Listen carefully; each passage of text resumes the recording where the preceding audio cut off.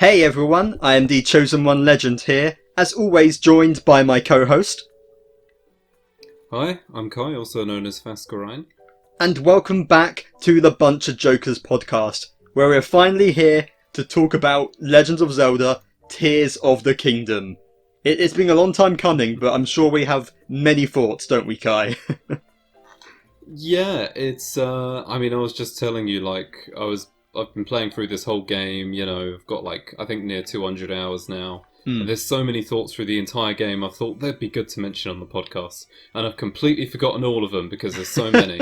So, that's the current situation. That's it. I mean, how do you break down a game with this much in it? It's going to be a tough one. Hmm. And it's interesting because, we both have a bit of a different perspective because Kai literally just beat the game very recently, whereas I played it last probably about 2 months ago. And also, Kai has gotten almost 100% in the game, whereas I have just done the main stuff. So, coming at this from different angles, which should be interesting. Yes. And we will break down into different segments. There'll be timestamps in the description below, so we can make sure we cover all the highlights of the game. And I should mention as well, because it's been a little while, this will be a spoiler discussion, so do make sure you have beaten Tears of the Kingdom before you watch this. But other than that, are you ready to begin, Kai? Yep, I'm good to go. I'm currently playing Tears of the Kingdom as we speak, because I'm grinding out some of this completionist stuff. You get those taluses, Kai, I believe in you. I am, I've just started. Well then, let's get things started with, just sort of, before we go into the details, how did you find Tears of the Kingdom in general? What are your sort of overall impressions of the game? I'm guessing you enjoyed it. No, I actually hated it. I've been seething for the last 195 hours worth of gameplay. Rubbish. Yeah. It's felt really good. Obviously going into the game, I actually had a lot of doubts at first. There was the popular thing of, oh, it's the same map, that's kind of weird. Is it going to be that new? Yeah. And I kind of understood that, and on top of that I was thinking I love Breath of the Wild. That's still probably my favourite game in terms of gameplay up until this point. But I wasn't feeling confident with this one. And yeah, now I just can't put it down because it's so good. Yeah. Weirdly enough, it feels... I don't know how you found it in terms of exploring the world, but for me it kind of didn't feel like the same map in some weird way. It felt like I was, I felt so disoriented for the first 50 hours of gameplay. Yeah, I honestly completely agree with you, and not just in terms of the new locations, the sky and the depths and whatnot, but even just Hyrule itself, and we'll get more into this later. I was surprised by how fresh it all felt. Maybe that's down to the new gameplay mechanics and certain ones, again, we're going to dive into, but just because I listened back to some of our older podcasts where we were, waiting for the game, reacting to trailers, and we both did. And a lot of people in the community had this feeling of, it's the same world, you add some islands in the sky, but how much has changed, really? But it doesn't feel like that at all when playing the game. I have some problems with it, and I think as more time has passed on, I feel like I've maybe got a bit more negative than my initial reactions. I still love the game, I thought it was fantastic, but I've sort of had time to think about some things, compare it to Breath of the Wild 1 more. But overall, there's no denying, this is a fantastic game, and it just does everything that a sequel should do, so, God, I had a great time with it. I mean, I put about 140 hours into it myself, so I certainly can't complain. Yeah, so, we've both put plenty of time into it, and it's not perfect, obviously, but, oh boy, it's up there, it's got a whole lot of good to it. It definitely is, yeah. And let's just get things started then. Let's talk about the world of Hyrule a little bit more. And, actually, seeing as we brought that up, and we've been talking about the similarities, of course, let's talk about Hyrule itself now, the main overworld, which is the same as Breath of the Wild, technically, except it really doesn't feel like it, and I think part of that is the caves, right?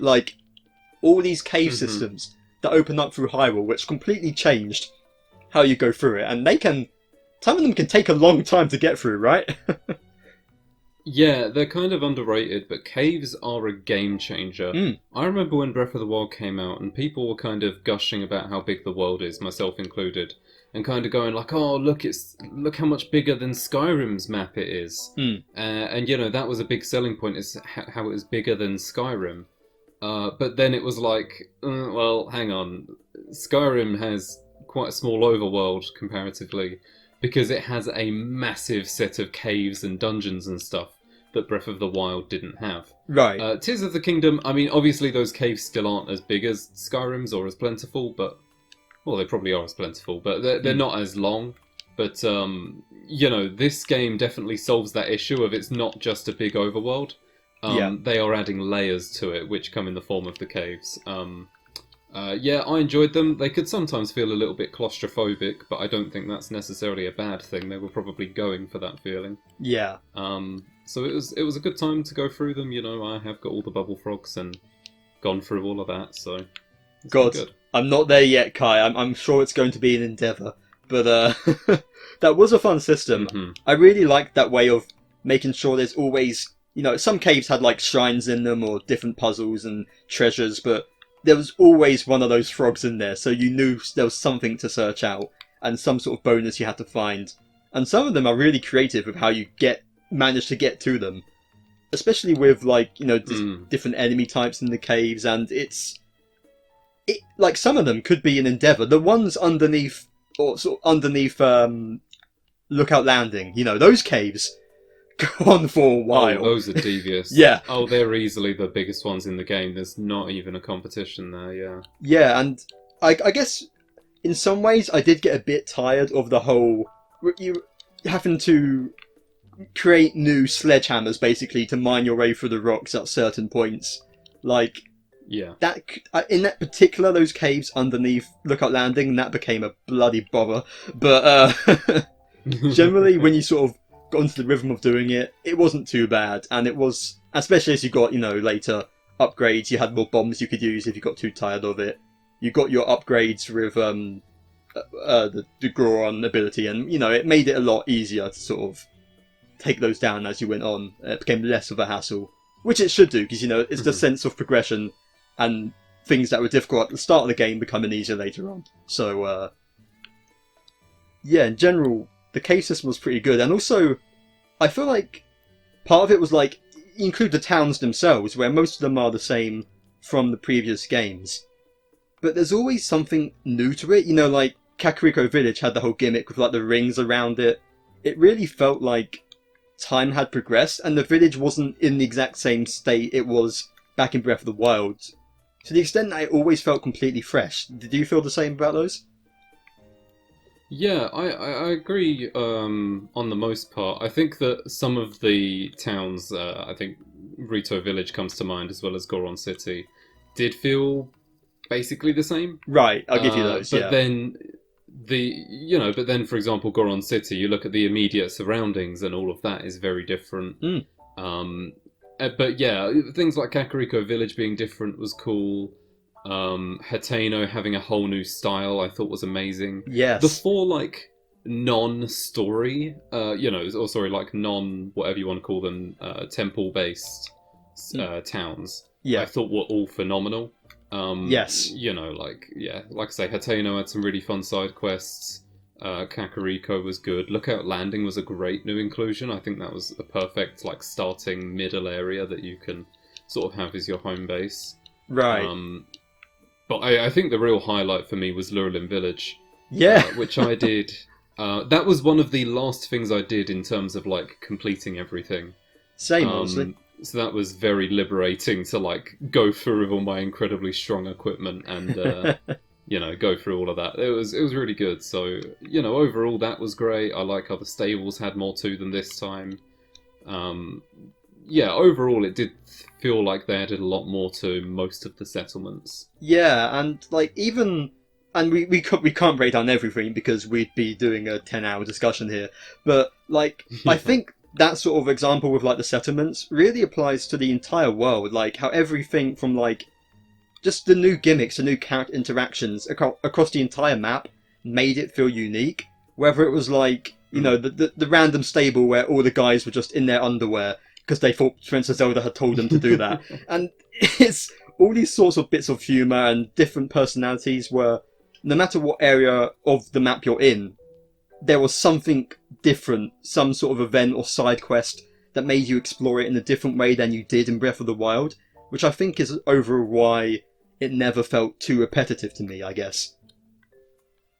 Yeah, no, I agree. Like, everything did feel fresh. None of it felt too familiar. I mean, I've familiarised myself a lot with Breath of the Wild's map. For example, there's that Breath of the Wild guesser thing, like GeoGuessr, but for the map. Yes, yeah. And I can consistently get max points on that. Like, for some reason, I can ace it. Yeah. But then, whenever I've tried doing, like, I don't know if there is one for Tears of the Kingdom, but I've tried doing similar things where it shows you a bit of environment and you recognise it. And I can't do it for Breath of the, Tears of the Kingdom. I don't know what it is. I don't know if it's psychological or what, but, like, I suck at it. So, yeah, they have done a very good job of making the world feel very unique, and of course, over time, you slowly familiarise yourself with it, and it doesn't quite have the same charm of everything being new. But Right. the charm of everything being remixed is something that only a sequel could pull off. So I really have to respect it for that. Like, yeah, I think they did a good job of making the whole world feel absolutely new with all the remixes and additions. It was just, yeah, really vast, really good stuff. Definitely, and of course, on top of the returning world, we have the two new locations, first of which is the sky. And I really love the whole idea of the sky. I mean, just in the first place, just visually and on like a technological scale, just being able to sort of fly up to these islands, see everything down below you, and we're going to get to this later, but being able to dive straight from the sky to the depths is always bloody ridiculous. Oh, yeah. That just messes with my mind, but those Lome labyrinths, goddamn. oh, exactly, yeah. That was a feeling. But I really love the sort of the different environments. They all have very unique puzzles. I did think it was maybe a bit less impressive than I was expecting in some ways. And I think part of that is it became very clear as you, especially as someone who did all the shrines and whatnot. I didn't quite do 100% like you, but I did do all the shrines. It became clear how many of them are repeats of the exact same template, right? Did you feel that as well? Absolutely. Yeah. They often felt like repeats, and honestly, it didn't feel like there was much sky at all. I mean, honestly, obviously there was a lot of it, but like, you know, I'm just looking at the map in my game now, and you see how empty it all is. And obviously it can't be fully filled in, otherwise, you know, the land would totally be like covered in shadows the whole time. But Yeah. it did kind of feel empty a lot of the time, and like, oh, okay, this is basically just the sky equivalent of like maybe 2 or 3 caves worth. You know, Yeah. that's the kind of equivalent I was looking at. Is it didn't feel significant. It was fun. You know, what we did get was great. I just wanted more of it. Yeah, I agree. And that's kind of why I was a bit disappointed we didn't get DLC, because I feel like that would have been the perfect time to add a big new island in the sky or big new dungeon in the sky or something. Like, there's space for it. But I really like the vibe of the sky and being up there. I love like the music as you're gliding, and just, again, like I said before, the feeling of diving down to the land is never not cool. It's definitely a really good aspect. I don't think it's quite as big as I was expecting from the initial trailers. You know, I don't think there was as much to the sky as perhaps the game made you think there was.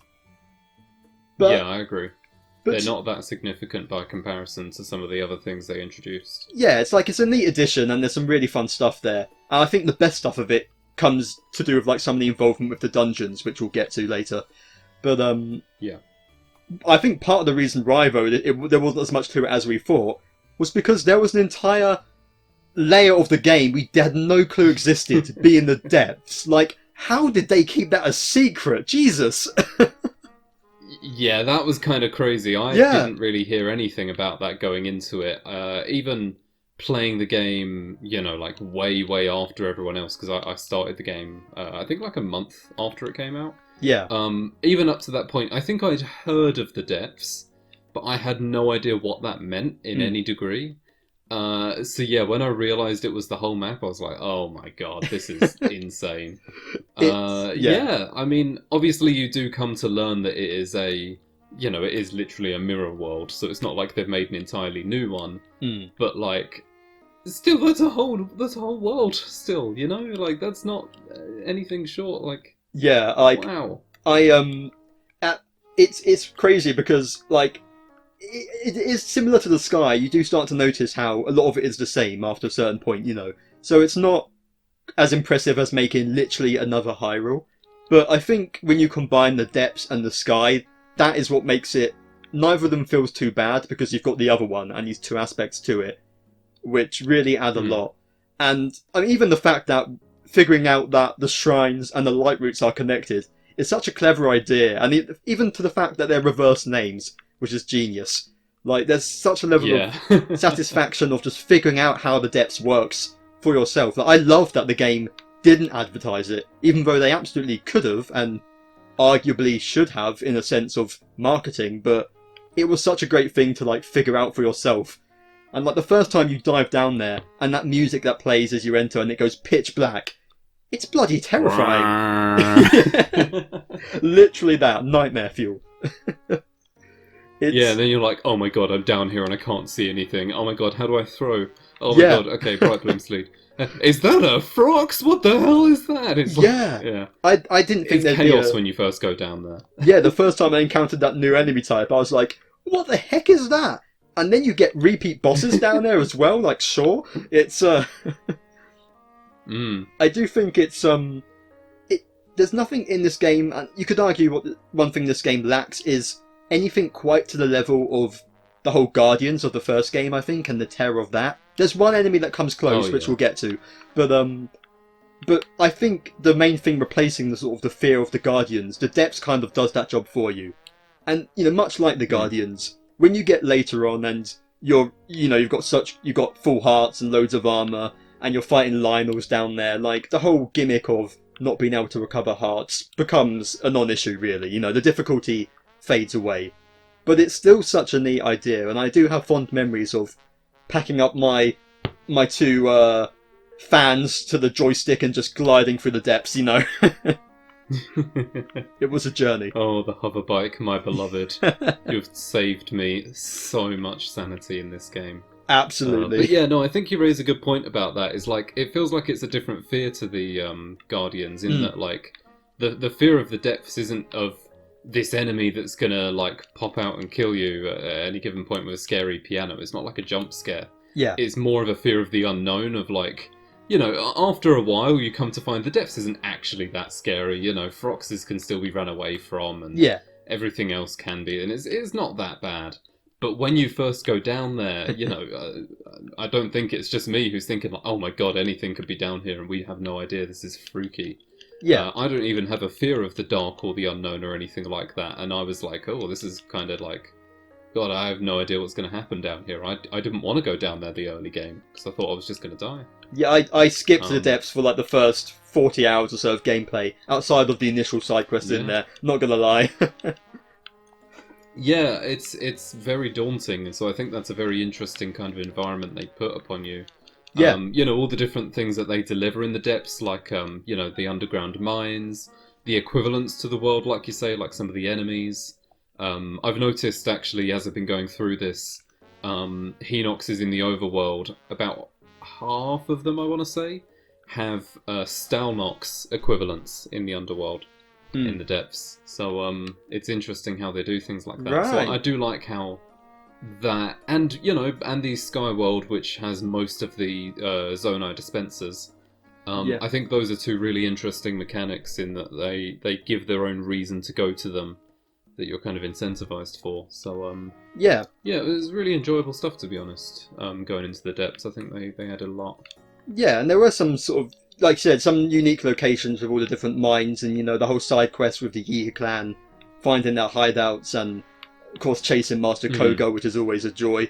So there was definitely. Oh, I have to ask you something. Oh, yeah? Did you get all the Yiga outfit? I did. Yes, I got the full set. And did you ever talk to a Yiga clan member while wearing it all? I feel like I did, but I can't remember. What happens? Remind me. So there is a specific, I think, set of side quests in the Gerudo region that handle some of it. I did But that, any yeah. Yiga clan member in the depths or wherever else, Hmm. if you go up to them in your full Yiga clan outfit, they will just like talk to you. They'll give you like the advice if they normally give you advice, and then Right. they'll just be like, "Can you clear off? I'm trying to wait to like ambush Link." And they don't attack you. You can just walk off. Yeah, And similarly, if you try and fight Koga in the Yiga clan outfit, he goes, "I can see through that disguise," so they actually account for it, which is kind of cool. that's cool. I did That journey was one through of my the. favourite parts. Yeah, I did use it to like walk through the Yiga hideout at their clan back in upper levels Gerudo. But yeah, that's cool. Mm. It's definitely like the world of this. It really was like with the depths and the sky. It was unique enough. Like it's not just Breath of the Wild again. Like sure, it's not an entirely new map, but they made it work. Absolutely, I think. Like it was a lot of fun to explore. Yeah. And I still haven't done all of it even. And you know? yeah, and you know what I think about all of that in terms of the new, the changes and bits like that, is that this game doesn't feel unnecessary or like forced. No. Everything that the game introduces feels good, and it feels like it's very welcome there, rather than just being forced for a sequel. But at the same time, you think, oh, shouldn't they have just included it in the original because it's the same map? Trust me, if they just made Tears of the Kingdom off the bat in 2017 with no open world prequel to that, like, it would have been too much. Yes. I think it genuinely would have been too much, especially when you go into, like, all your abilities and all the other mechanics. Like, Breath of the Wild, people are still learning new things about 7 years in at this point, or 6 years, however long it's been. Like, can you imagine having all the Tears of the Kingdom stuff on top of that? No, Tears of the Kingdom works. This world is so big that, like, they couldn't have done all that in one game. They needed a sequel. Yeah, absolutely. There's so much to it, and a lot of that, of course, like, I think some of the biggest changes and some of the reasons why this game took so long to develop even, is the gameplay mechanics, which, let's transition into that now, shall we? Let's talk a little bit more about the gameplay. And of course, the main thing to talk about is Link's new abilities. He's sort of 4 new, replacing the Sheikah Slate abilities from the last game, all tied to his new arm. And, shall we start things off with the Ultra Hand, Kai? Like... Yeah, let's get the big one out of the way. Oh, yeah. I am not a creative person, so I barely scratched the surface of this ability, but God, you can do some ridiculous shit. Yeah, I really want to do more with it in some way, because I also don't think I've done too much with it, but yeah, I mean, it's really cool. I think Ultra Hand of just being able to make anything Gary's Mod style is like... Again, obviously it's done before, literally Gary's Mod is an example, but to do it in this kind of open world that is catered to it, yeah, rather than it just being its own engine, is like crazy cool. That is unheard of. Just to this level of being able to make whatever you want and interact with the physics in the world. You were mentioning about that length of time earlier, and I believe they spent an entire year after the game had been completed just testing the physics and nothing else. Yeah, I can only imagine, because the thing is, I never really, like... I didn't play around with it too much, but it never felt glitchy or broken to me either. Like, you can do some crazy stuff with it, and I'm sure with the right person can find ways to break it, but it all felt like everything did what you expected it to do. Nothing felt like, if you wanted to create something, you knew exactly how to do it and it would work the way you expect it to. It wasn't jammy or just like off. It's remarkably polished, isn't it? It is. It's insane, so it makes sense why it took them so long, because they just wanted to make sure that it was perfect, and I mean, yeah, it's so good. Really, really good sort of feeling to just be able to make cars whenever you want. And to be honest, I think the best part is that, like we've both said, we're not the most creative when it comes to that sort of thing. A lot of the time you think, well, I could make a car, but like it's probably the time it takes me to make a car, I could just run or whatever. Yeah. But then they cater for that. They give you sort of combining these into one. They give you auto build. Yeah. So they do that with you. Loads of the shrines are purely based around inspiring you to use the different Zonai devices. They have a thing dedicated to fan planes, or dedicated to using the sleds in the sand or whatever. It's like they really do their best to try and draw the inspiration out of you, rather than just giving you it and then not really prompting you to use it much, if that makes sense. Yeah. So I think that's what I was most impressed with, is that they actually integrated it into the world with good use, and kind of created their own unique puzzles out of it, rather than it just existing. So that was the part I really liked about it. I definitely agree, because I think this is the perfect moment to mention the shrines, even because they're so uniquely tied with Link's new mechanics, and Yes. they really are done so perfectly to act as these natural tutorials, even like the ones that teach you things like how to throw for the first time. Like I learned that from a shrine. Yeah. It's not something the game teaches you otherwise. So it's they really went out of their way. I think in this game, like there weren't any. I feel like Breath of the Wild had a few sort of audible shrines where it's just like, okay, this is just annoying. The one where like the ball through the maze and that one, oh god. But I didn't feel like anything on that level. Like everything felt like it showed some unique way of how to use the abilities, and it never got repetitive. Like I never felt like any of them were just doing the same as what Breath of the Wild did, because there were all these new mechanics that completely changed the gameplay. Like every shrine was able to feel unique, and there are more than 120 in this game. Even if some of them are basic, you come and get the thing. Even still, it's wild. Yeah, I mean, I had a look, and it's like almost every shrine is a tutorial in some way or another. It's introducing to a Zonai device, or even just a mechanic of like, here's a thing just about throwing, here's one just about sneaking, here's one about archery. Like, they have so many tutorial ones, and I understand if people would have complaints with that. But I think it's a good thing that they've sort of almost repurposed a lot of shrines to do that. And all of the blessing ones, the strange thing is, there are still puzzle shrines, but they're not puzzles within the shrine most of the time. Yeah. They have puzzles leading up to the shrine, and then the inside is a blessing, and it's like, you've already done the puzzle to get in. Right. Which I thought was really funny, more than anything else. But yeah, it was super interesting how that's what they did with it, and the fact that almost every single one focuses on all of the runes, but Ultra Hand especially, and all the different things you can do with it was quite fun. Yeah, and of course, in traditional Breath of the Wild fashion, using these abilities, you can completely break the shrines and do them in unintended ways still. Like, it doesn't matter if it's meant to be teaching you a certain way. If you want to just screw with time and completely undo the whole thing in a weird manner, you can do it! Like... Yeah, I have a great example of that with what I did for multiple shrines, is just the simple trick of, if you need to get an item lifted up somewhere, which happened a surprisingly high amount of times, you can simply just hold it up with Ultra Hand and wave it about for a little bit. Then you climb up to the place you need to be at, and you just recall. Yeah. Like, you recall the item back up to where you were waving it about earlier, and you can bring it up in an instant.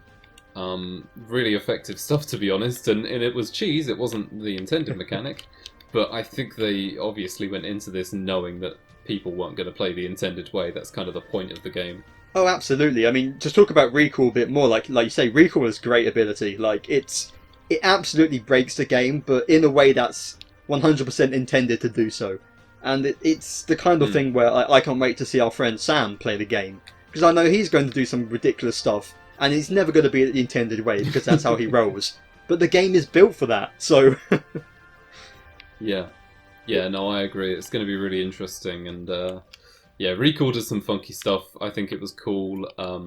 I think in general, the whole like repurposing of the runes in the game is interesting. The first game's runes were good. Don't get me wrong, they were all really cool. But they sort of felt, I don't know, they felt like they served a different purpose. I would sort of argue they were exploration based. Yes. The bomb rune was for, basically was there as a default weapon whenever you didn't have a good one. Kind of overpowered. Magnesis is basically the same as Ultra Hand, but you can't create things. Cryonis was for getting across water. All of it was for exploring a little bit easier. Whereas the runes in this game, I would say, are more creativity oriented. They don't help you get somewhere easier. they help you make the tools to get somewhere easier. Right. You know, they sort of put that choice in your own hands. Rather than making cryonis blocks to get across an ocean, they give you the ability to make a boat that you can then use anywhere. So it just sort of adds an extra layer of autonomy for the player. Yeah. And again, I love the runes from the first game, but these ones just blow them out the water in terms of usability. Yeah. As much as I miss the bomb rune, because dear God, it would have been useful in this game. Yes. Yonobo basically fills it, and there are bomb flowers. Like, it's fine. Yeah, like, sort of like Ascend is very much an example of that. It's very much a sort of go about how it is kind of an exploration tool, but it really is used to like get through things in a different way. Like, first of all, just pure convenience, of course. Of the fact there's more verticality in this game in general. It's very useful, but it's also like if you combine sort of like reversing time with Ascension, like that can break many puzzles. There's sort of perfect ways you can combine stuff, and Ascend is just a very convenient tool I found all around. Oh yeah, I mean it was, believe it or not, I mean we'll get to this later, but it was a lifesaver for me against Gleox, actually. That was my strategy, which we'll get to. Right, interesting. So yeah, Ascend was really cool. Yeah, I think it suits considering... I mean, at first I was thinking, oh, it's because of all of the sky structures. That's what I originally pinned the purpose of it for. I would actually say, like, yeah, it has more of a...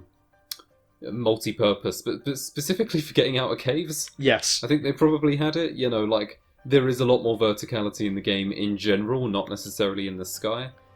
Caves are a great example of that, as well as various places in the depths. I think it was just a good ability to fit the niche that the other runes were missing. Yeah, so yeah, I think it works. There are some creative uses, like how that one time you had to use it to get into a tower, for example, by going underneath the caves. There's very sort of clever puzzle uses like that. And Fuse is a very interesting one, because it's like, I feel like I didn't even scratch the surface of what you can do with it. Like, I saw someone fuse a minecart to a shield, and then you can shield surf, and it's like you're surfing on wheels, I didn't even think of that. So, things like using the sort of the mushrooms that you can attach to your shield to confuse and stuff. I really loved the versatility of it, replacing like the fire arrows, for example, and having you go about creating elements that way. I do have a kind of a criticism with it, which is that I think it made the fact that the weapons relied on Fuse to be good quality was kind of a hassle in this game. I don't know if you felt the same way, but I felt like I was in Breath of the Wild, you defeat a Lionel and you pick up loads of good weapons. In this game, you beat a Lionel, you pick up crap weapons and be expected to fuse to make it good. And I kind of wish that step wasn't there, but I liked it otherwise. Did you find that problem at all, Kai? I do agree, yeah. I think that already one issue that Breath of the Wild had was that they very rarely incentivized fighting enemy camps. The only incentive was if you were trying to upgrade very specific bits of equipment. Yeah. And even then it was questionable. And this game, it does kind of have the same effect where you don't feel incentivized to attack a lot of enemy camps because they're not going to give anything. And it's even less this time, they will give you crappy weapons rather than decent ones. So even that reward is gone. And obviously that was because it wanted you to use Fuse, that was the point. But I do agree that it can be kind of demoralizing to an extent. To just see like everything is a ruined weapon, nothing is actually good anymore. Yeah. So yeah, I do agree on that. I think the idea of Fuse in general though is obviously brilliant. Yes. Agreed. Being able to fuse anything to anything and create all these kind of wacky effects. All of it is really cool, and I also think I've only scratched the surface. But yeah, I think it's a good mechanic. They just made a world decision that they thought would suit, but in fact was just a little bit annoying. Yeah. Every single one of my fuses has basically been attaching one weapon to a second weapon because neither of them are good enough on their own. Yeah. So it came out a bit funny. I agree. Part of it is my gameplay style as well. Like, I'm way too stingy to fuse it with monster parts, which is what it wants you to do.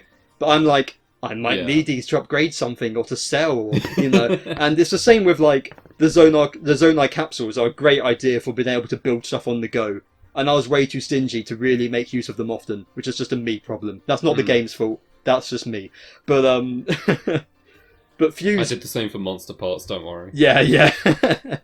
But Fuse is a really fun idea, and like again, from the simple, basic idea of like the elements to like the weirdly creative stuff you can do with it, like attaching the eyes to make them homing on arrows, or I can't remember what it was. There's something you can attach to make them fly further, which one of the puzzles, I think it was a shrine puzzle, taught you as well. Oh yeah, key swings. Yes. Weirdly enough, I don't know. I never remembered that tutorial. I literally only found out about the key swing thing because I was watching a video on the game, and I was like, "Wait, that's a mechanic?" I don't know when that was taught because I mean, obviously it's in the it's in the item description. I just never read it. Yeah. I think I don't remember exactly how I found out, but there's a certain puzzle. It's in like a cave, and it's to open up a shrine, and you have to shoot something through a distance. And I was like, "This is too far. I can't do this." But I think there's like an NPC nearby who told you, or like a journal you could find that had it written down, or something like that, which was. But that's an example of like how many journals down there are written that have combinations that I have no clue about. Like I'm sure there's plenty. So I do love the idea of Fuse in general, and how it was used for creativity at the very least is very fun. Plus it's just cool to have like a double long stick and have an extra long stick. You know, it's it's stupid. Oh, and of course my favourite Fuse in the game was probably getting my shield and attaching a Bolton Construction Company, what's it called? The stands they had. Yeah. That was very fun to just face enemies with that. Yeah. And they just stopped attacking me to adore, you know, the Bolton. Can you blame Hudson or whatever it was? I don't know which one it was. Yeah, so they just really loved that construction company. So yeah, that was kind of fun. Yeah. Were there any particular like quality of life gameplay changes from Breath of the Wild to Tears of the Kingdom that stood out to you? I mean, throwing is big. Yes. I think they had to include that for Bright Bloom Seeds. Like having something that was further than dropping but didn't make you use your arrows is important, especially when they had the Muddle Buds. Yeah. Into the game. Agreed. Yeah. So things like that are really good. That was a good gameplay mechanic. I'm trying to remember what else existed off the top of my head in this game. Yeah, like, I wrote down general gameplay refinements in my notes, and I was like, what was I thinking when I wrote this down? Because I can't remember. But I know there are, like, even small things like how the UI has changed, and it's now... It's changed the orientation of the like, navigation for the items and stuff. It's small details, but it's definitely feels nice. And I like that it gives you like the upgrades from the DLC of the first game, like travel medallions you can get in the game, 3 of them, and the following your path and all that. It's in general, it feels like they did learn lessons from Breath of the Wild, and like even small things like you can now, when you're adding things to hold a bunch of items, you can now remove things individually rather than having to drop everything if you make a mistake. It's like the little tweaks. They did pay attention to those, I think, is worth noting. Yeah, I agree. They did a really good job with that. One of the other ones was why has it gone out of my head now? There's a lot in this game. I just had it in my head. Yeah, honestly. I don't know. They did a lot of good things. Oh yeah, that was it. Is when you're throwing something, you can sort it by most used. Yes. So you don't have to go scrolling all the way through the menu for bombs. Yeah, really, really useful features. Just bits like that. I think touching on the DLC might be a good idea. Is that the DLC from Breath of the Wild, where the fact that it is all included here, including the all of the gear and stuff, like the whatever the amiibo exclusives. Right. All of that was really cool. I liked how they did include all of that content in there, and it didn't have to rely on you using amiibo. The only real appeal amiibo have is other specific things like your sailcloth design. That's true. But yeah, I like how they did that, is how they added it as Treasure in the Depths, and then there was obviously the stuff with Robbie. I think that was a good way of doing it. Um, it was good that they didn't put it behind a paywall and that sort of thing. So, yeah, Yeah. they added a lot of good changes. That was one of them. Can't really complain about it. The Also, UI looks really good also in the special. menus. So. Yeah, and special shout out to the fact it carries over your horses from Breath of the Wild. That was a nice surprise. Ah, Being able yeah. to use your old That was very companions. pleasant. Yeah. I have two Eponas now. They are both the amiibo. Into the multiverse, it's happening. It's beginning in Zelda now. Yeah. Yeah, I literally just have two Epona that are the exact same, so that's very funny. So I can just choose which one I have. Yeah, but let's talk a bit about like the enemy types, and we got some new ones. Like even first of all, I want to mention even the bokoblins and that your standard enemies have new moves, like how they charge at you and swing with their horns and stuff. Which that Yeah. was a nice detail, which I didn't expect to add. Mixed it up a little bit more. But I was surprised by quite how many new enemies were added from like the caves and the depths and just bloody Gleoks, which are terrifying. You know, there's so much in this game, right? Yeah, I would say that's probably the biggest complaint people had about Breath of the Wild, if you True. exclude the stupid people talking about weapon durability. Hmm. And it was that, there is no enemy variety. You fight bokoblins, you fight moblins, and you fight Lizalfos, and that's about it. Yeah. That was obviously a huge issue. They didn't have that many attack patterns, they all did the same thing. Sort of disincentivized going to enemy camps even more. Yeah. In this game, it's like, okay, well, even those returning enemies have all new attack patterns. The goblins will start to headbutt you and they'll rush you. So that was really cool, is to see, they actually do new things now. But yeah, then all the new enemies, like your Horriblins in the caves and your, what's it called? The mini Froxes. I like those little critters. Yeah. Kind of adorable. Yeah, and then adding... Yeah, they were, yeah. And then adding new, bosses, like the Gleoks we mentioned, and that sort of thing was fun. So overall, they did a much better job with that, and it does feel like there's suitable variety in the enemy types in this game, which is very good. Yeah, I really liked being in this game as well. Like, their classic Zelda enemy.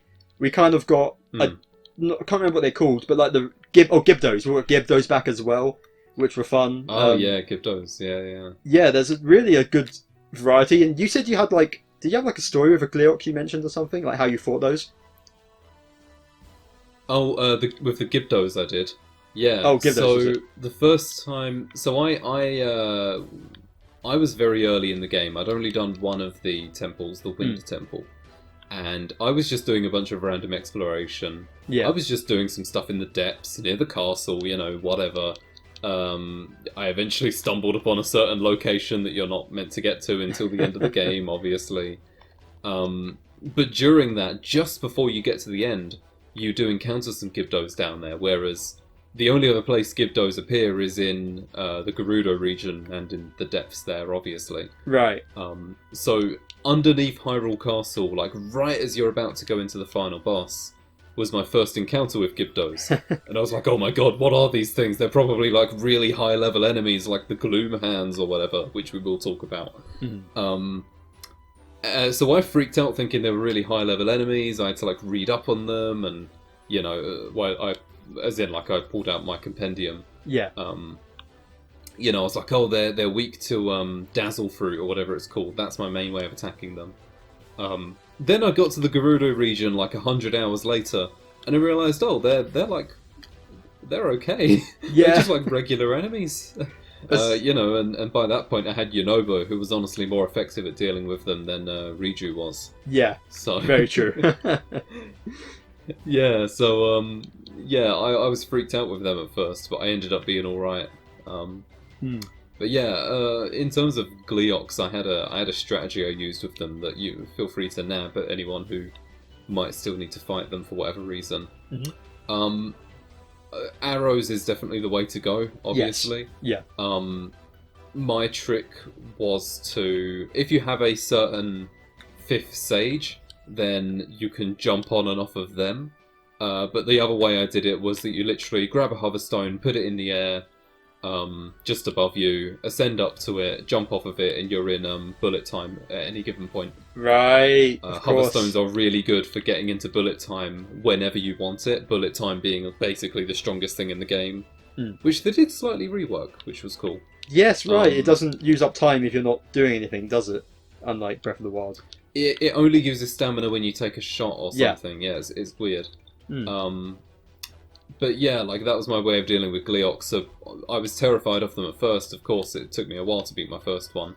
Same. But by the end of the game, I could literally beat them no hit without even like there was no sweat. Yeah, it was easy. It's satisfying to sort of figure out and get to like the right system that works for you in fighting them. Like similarly, I didn't think of using the Hoverstone, which is a good idea. But I did I'd always try and find some elevated ground to kick off with and use bullet time. It's a godsend in this game. But yeah, let's admit you teased them earlier. The most terrifying enemy in the game being the Gloom Hand. Oh, I can't even say it. Like nightmare fuel. We mentioned about there not being a Guardian equivalent. I kind of forgot these guys existed until just now. They are the Guardian equivalent. I take back what I said earlier. Yeah, yeah. They are definitely the closest we've got, and when I feel like they're not quite. I wouldn't say they're quite the same. They're not as frequent as Guardians for a start, and there's not as many varieties. Yeah, they are different. But when I just found one just on the hillside on the way to Kakariko Village was when I found my first one. And you know, the whole sky goes dark and the music kicks in, and I freaked out like, what the heck is happening? Because Guardians, you know, we knew they were advertised in the game, we knew what they were, but this came out of nowhere, and I didn't dare fight one till I was like 60 hours into the game or something. I mean, yeah, and I feel like people don't talk about them online as much. You know, everyone talks about the Guardians, but these guys people don't talk about. So when anyone encounters them in the game, they don't know that they exist. Yeah, and that's the scariest part. It's honestly, it's a great time to watch anyone encounter them for the first time. Just the panic to see on their face. It is good. Yeah, my first encounter with them was on the Great Plateau. There are some in the woods there. And I was like, what the hell is this? I tried sort of sticking around to see what they were like. And the way that they chase you, dear God. The screams they make, it's... yeah, and like you say, the whole sky going red and like moving really quickly is terrifying. So they did a really good job with that enemy, I've got to say. I think it's a brilliant existence. Yeah, really, like you say, that was one of the biggest criticisms of Breath of the Wild, and I agreed with it, so that was a big step up from the last game. And I think, let's transition this to what is probably the other biggest criticism that got addressed in Breath of the Wild, from Tears of the Kingdom from Breath of the Wild, and that is the dungeons, where we got 4 dungeons which definitely felt a little more traditional. Now, I don't think they're not quite like, you know, Twilight Princess, Skyward Sword. They're still a bit more simple, and I think gameplay-wise, they kind of did feel very much like how Divine Beasts. I mean, it's the same system, right, where you find 4 points you have to get to open up the boss. Oh, right? It's the exact same concept. Yeah, but I do think that the atmosphere went a long way, and like the change in designs and them not all being the same visually, I think really made a big difference. Especially like the Rito area, I think is easily the strongest of the 4 quests, in my opinion. Where the whole build-up, where you're climbing up to it with like the ships and the music gets more and more exciting as you ascend it, and then you dive down into the big ship itself. And the way, I mean, we haven't talked about the music yet, really. The music's great in this game, and the way it changes as you get another layer, or you know, you access another key to the dungeon. It all feels so epic, and it kind of, like, I didn't hate Divine Beasts, and this isn't quite traditional Zelda dungeons, but it did what Divine Beast did in a much more satisfying way, I felt. Yeah, I agree. You know, I think the general... I mean, I liked the Divine Beasts for a start. The bosses were kind of disappointing, but I really liked the mechanics in that. And this game does do a similar thing, but without controlling the Divine Beasts, obviously. But that was because they gave them all a unique identity. Which, like you say, is a very good thing. To make them all distinct from each other this time, rather than having all the same aesthetic. Yeah. Yeah, I thought they all did something really good with that. You know, the Stormwind Arc was definitely the strongest in terms of the climbing up where the music joins it. Like you say, the boss music there, which we'll get to, was great. Yes. But yeah, I mean, even the others, like, you know, diving into Death Mountain for the first time. Yeah. Fighting Queen Gibdo early, or, you know, all the stuff, you know, in the Zero Grab with Zora's Domain. It was like, all of them had something that made it pretty cool, I thought. Yeah, they each had, like, the fact, you know... Stormwind Arc was elite. Yes, it was. I mean, the fact that there's a dungeon in the depths is cool. There's 2 in the sky and 1 on the land. Like, they got all the areas covered. A lot of people like the, I don't know, Spirit Temple, whatever you call it, in the Gerudo Desert, because that one is the most like traditional Zelda game, I think, which was neat. Yeah. But they all had something unique to them. It was a nice feeling. And the bosses, like, oh god, Colgera is honestly, like, it's such an easy boss. You don't even have to use weapons for it. But yeah, it's one of my favourite Zelda bosses, just when you dive down through it and the music swells. That's like my favourite moment of the entire game, I think, is that fight. To be honest with you. Really? Wow, okay. If not my favourite... I'm going to be honest, I came out of that fight, like, feeling kind of weird. Like, obviously the music was amazing and the boss design was great. Yeah. And jumping through the, you know, if you want to dive into it, you can. I used arrows. I did think it was too easy, though. I think all of the bosses were way too easy. Yes, I do think, with the exception of potentially the final boss, but I guess we'll get to that a little bit later. But oh yeah, the final boss is a different story. Yeah, that's true. The other bosses were, they were nothing too amazing. I thought, I liked them all, and I think they were a step up from the Wraiths overall. You know, I think it was, were they Wraiths? Did I get that right? Blights. The Blights. Damn it, it's close enough. The Wraiths are Pikmin. Same Zelda, Pikmin, yeah, what are you gonna do? But, yeah, they were a step up. I do think they were quite simple, and none of them really... I don't think any of the others stood out to me in a massive way. Like, oh god, the water one, the octopus thing is just kind of annoying, getting caught in the sludge. Like... That was a fun fight. It kind of felt a bit jokey, which I actually appreciate on that. Yeah, but for me, it was the tone of it, I think. Like, say, that one felt jokey, but Colgera just... When you, like, dive through it, avoiding the things, and you just crash through its... whatever you call those crevices in there, it just felt so epic, I think. It's a very simple fight. It doesn't come close mechanically to, like, again, the Skyward Sword or Twilight Princess boss fights and that kind of thing. But, it was just... It had a good vibe to it, is maybe the best thing I could say about these boss fights. They really nailed that vibe in a better way than the Divine Beasts. Which is why I think, even though it may not be exactly what people wanted, it was a good compromise overall, I think. Yeah, I would agree on all of that. No real added notes to that. Yeah, and I guess, do you want to talk about the final boss now, or do you want to lump that in story? What do you think, Kai? I think we put that in story later down the line. Let's leave to be that... honest, I think this might be a thing that we split into 2 videos at this point. Yeah, honestly, it's probably worth doing. Shall we do an outro now? Shall we? I think so. I think that'll probably be the best way of doing it. Yeah, right. So, this, as you can see, ended up being longer than we expected. So this is the end of our gameplay discussion of Tears of the Kingdom. A lot to break down, but of course we still have to talk about the story yet, and sort of the way that wraps up, including the final boss. So we will get to that in the next discussion. Until then, do check out the rest of our channel, because as well as Tears of the Kingdom, we have our regular monthly podcasts, and we have reactions to Nintendo Directs and any other big gaming news, as usual. And Kai, where else can people find you at? They can find me at twitch.tv/Fascurreyn, where I don't know what I'm streaming at this point, we'll find out. But, you know, I'm always happy to bring up non-spoiler Tears of the Kingdom stuff there, because some people might not have played it yet. But yeah, we will definitely follow up this conversation, talking about the story, and we'll probably try and think up anything we may have missed in this one. And tag it on there. Depending on when this comes out, that possibly comments could help with that. I don't know the schedule for this.